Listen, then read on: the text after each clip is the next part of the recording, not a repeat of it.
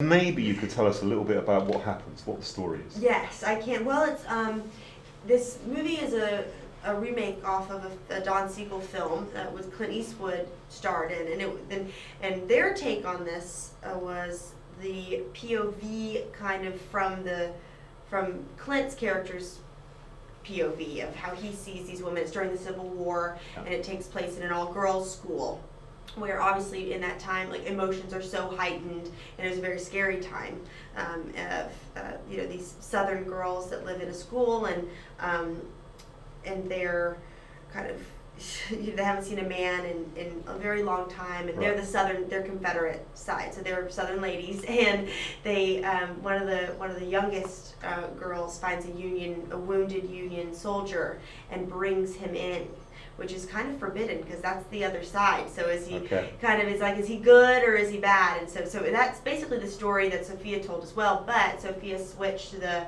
perspective, and it's all told from the girls' POV and how it affected them. Right. And the emotions and hormones, especially for my character, of what it feels like to see a man when you haven't seen one in so long, and also kind of especially Nicole's character. She's the head mistress, Nicole Kidman, and her kind of power and feeling of protectiveness as well, kind of women sticking together and the protective nature of it, and women of all ages too. So So when Colin's character John McBurney arrives, the dynamic amongst this group of women and younger women changes completely, doesn't it? Yes, it really shifts, and also because Kirsten Dunst plays the teacher in it, and my character is Alicia, and she's the oldest of the students, so she's kind of hitting this point where she's about to be a woman. She's going into womanhood, and her character in general.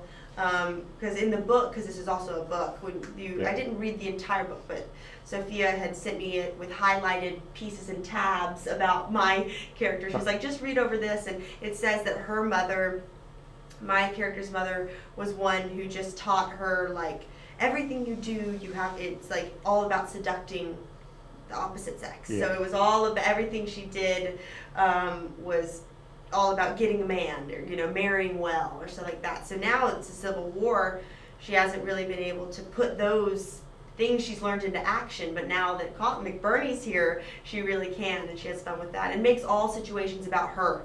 She's like so self-absorbed and dramatic. It's like everyone's very dramatic at this time because it's so scary, but she's even like more so. She thinks everything's about her.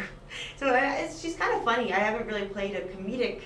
I don't know. It's like Sofia and I, we talked about like timing and because there's definite twisted dark in the film, but Sofia knows how to balance that with humor. She has a really good sense of humor. Do you think the dynamic applies now? Do you think if a man would arrive into a house full of women these days, it would still would it be as dramatic as it is in this? I think this. I mean. And what was it like for Colin, I guess, on set? We got to objectify him, which was great.